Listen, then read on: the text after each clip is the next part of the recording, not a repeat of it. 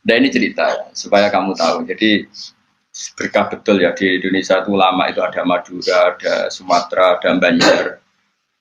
Kalau orang Banjar lebih hebat lagi. Orang Banjar itu di mana-mana pakai bahasa Banjar. Sama seperti orang Madura, di mana-mana orang pakai Madura. Dan orang Banjar kenapa saya bilang lebih? Ya, karena memang sebuah Banjar ya, karena Madura itu induknya kan Syekhona Khalil. Ya, tentu yang kita tahu yang modern. Banjar itu punya indukan namanya Syekh Arsad siapa? Syekh Arsad bin Abdis Somad. Syekhona Khalil itu ngaji sama Syekh Nawawi Banten. Padahal Syekh Nawawi Banten masih ngaji sama Syekh Arsad bin Abdis Somad teman Banjar. Itu uniknya orang Banjar itu. Meskipun hidup di mana-mana pakai bahasa Banjar. Termasuk kiainya siapa yang di Kholi besar di Banjar itu? Siapa itu? Di mana? Ustadz Zainil itu? Enggak, kampungnya Ijen. Sekumpul ya. Itu ngajinya di Bangil. Kamu kira ngajinya di mana? Ngajinya di Mbah Zaini itu ngajinya di Bangil. Tapi jangan kira sama orang Jawa, enggak, sama orang Banjar. Ngajinya di Bangil. Dan kiainya ya orang Bangil, tapi beliau orang Banjar. Mucalnya ya pakai bahasa Banjar. Sehingga orang Bangil nggak bisa ngaji sama kiai itu karena ini bahasa apa? Jadi sudah hidup di Bangil itu tetap pakai bahasa.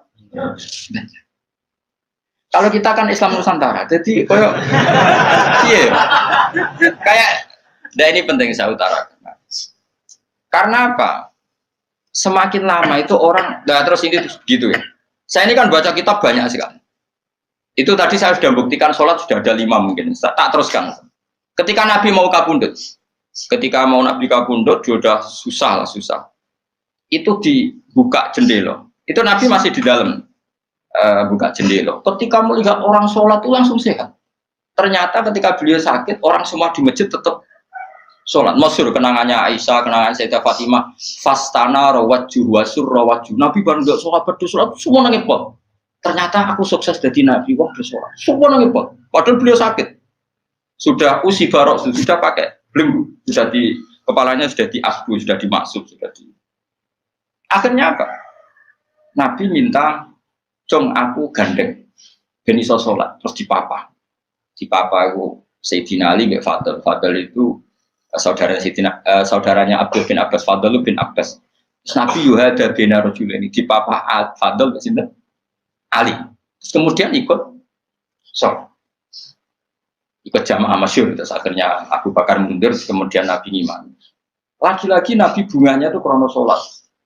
Jadi semua kenangannya sahabat itu ya sholat. Karena begitu spesialnya sholat. Ini era sahabat ya, orang-orang era saja. Karena begitu spesialnya sholat, ketika Rasulullah wafat, intaqala ila rafiqil a'la. Ini dengerin betul ya, Pak. Paling tidak kita pernah punya pikiran kayak orang waras. Jadi kesuwen kayak berpikir orang waras yang ini tak tobat no. Kemudian ketika Nabi wafat, intaqala ila rafiqil a'la. Apa komentar para sahabat? Siapa khalifahnya Rasulullah?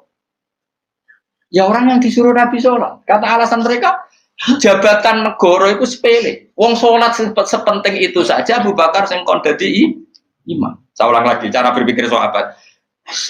Jabatan presiden, jabatan khalifah itu cemen. Wong urusan dunia wae.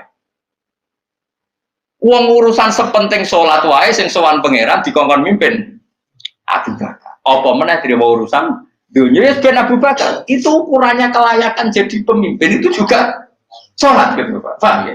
Mulane ana kontestasi imam, paham? Tapi cara fikus akal-akalan ada zaman modern itu akal-akalan iki cerita. Mulane tak koi iku zaman sahabat terus akiasno.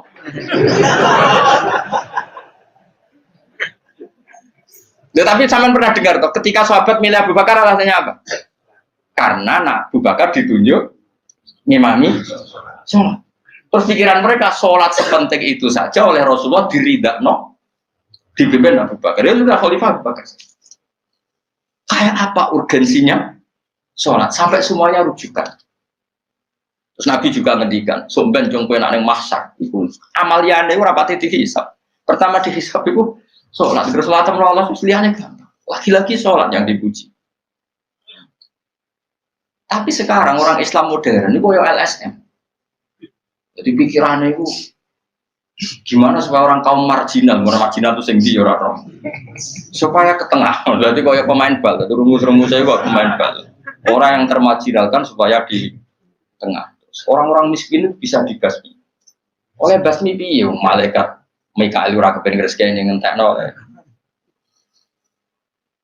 Jadi gak pikir sampai wong melarat ora salat luwih dibela timbang wong mapan salat. Mergo wong mapan salat jenenge berjuwis. Nak wong ora salat tapi melarat iku kaum pinggiran. LSM serengane bela kaum pinggiran. Padahal iso wae Allah ngukum wong ora salat rezekine angel. Sing sering sholat diparingi barokah uripe rezekine jembar. Tapi sebagian wong-wong LSM ya ora kabeh tapi kakean sing ngene iki, paham ya. Sing sholat mapan nggo mobil dianggap berjuwis, anti sosial.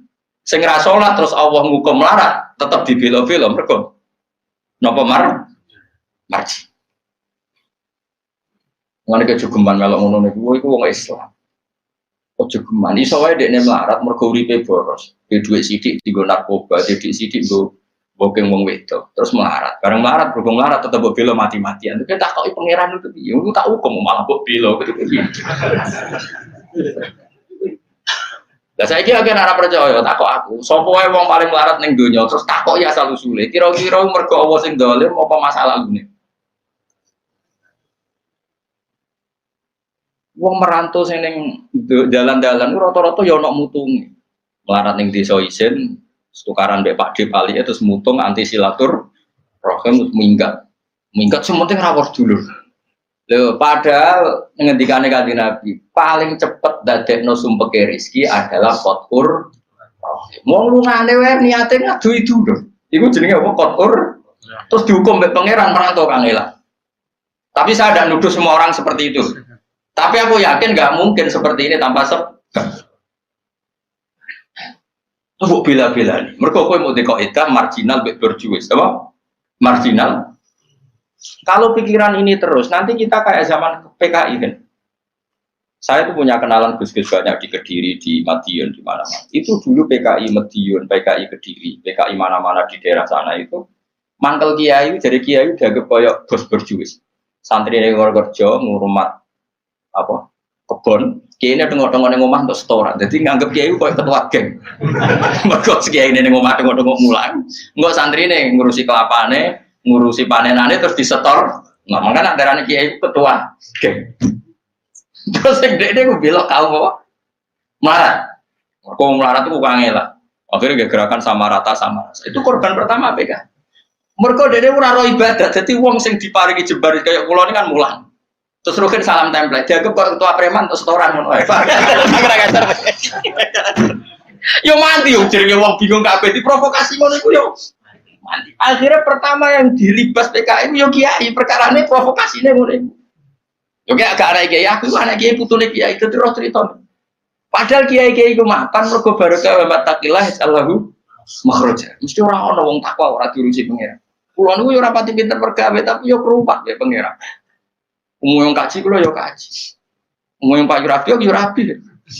Cara aku butuh wae untuk akeh kan cuma yo.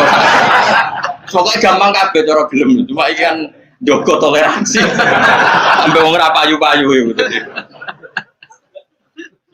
Saya tuh pernah itu ngisi seminar di Madura di Bata-Bata di sana. Pondok paling besar di Madura namanya termasuk pondok paling besar itu Bata-Bata sama Gus Yofur. Itu cerita gini, Gus kalau di sini orang alim, kalau ingin nikah gampang, dikasihkan, masih dikasih uang sama calon mertua.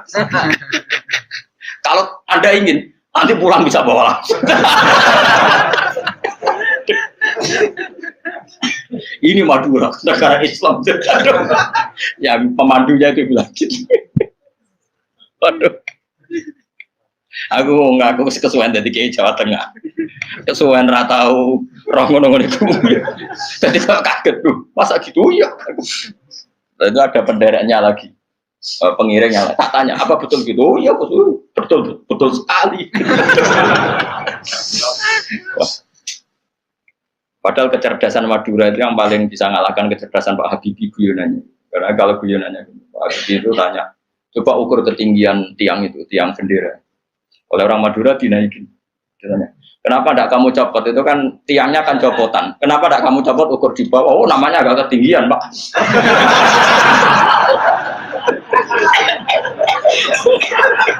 Makanya guyonannya, ya itu guyonan. Habib itu belum pernah debat kalah kecuali ngadu orang.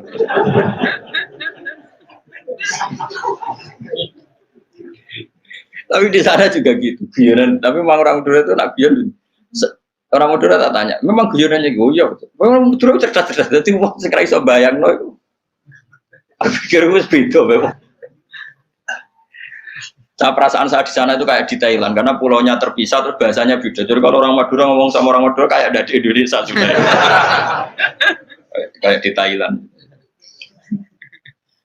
Dan ini cerita supaya kamu tahu. Jadi berkah betul ya di Indonesia itu lama itu ada Madura, ada Sumatera, ada Banjar. Kalau orang Banjar lebih hebat lagi. Orang Banjar itu di mana-mana pakai bahasa Banjar. Sama seperti orang Madura, di mana-mana orang pakai Madura. Dan orang Banjar, kenapa saya bilang lebih? Ya, karena memang sebuah Banjar, ya, karena Madura itu induknya kan Syekhona Khalil. Ya, tentu yang kita tahu yang modern. Banjar itu punya indukan namanya Syekh Arsad, siapa? Syekh Arsad bin Abdis Somad. Syekhona Khalil itu ngaji sama Syekh Nawawi Banten. Padahal Syekh Nawawi Banten masih ngaji sama Syekh Arsad bin Abdis Somad, teman Banjar. Itu uniknya orang Banjar itu. Meskipun hidup di mana-mana pakai bahasa Banjar. Termasuk kiainya siapa yang di Kholi besar di Banjar itu? Siapa itu? Di mana? Ustadz Zainil itu? Enggak, kampungnya apa? Ijen. Sekumpul ya. Itu ngajinya di Bangil. Kamu kira ngajinya di mana? Ngajinya di Mbah Zaini itu ngajinya di Bangil. Tapi jangan kira sama orang Jawa, enggak, sama orang Banjar. Ngajinya di Bangil. Dan kiainya ya orang Bangil, tapi beliau orang Banjar. Mucalnya ya pakai bahasa Banjar. Sehingga orang Bangil enggak bisa ngaji sama kiai itu karena ini bahasa apa itu? Jadi sudah hidup di Bangil itu tetap pakai bahasa Banjar.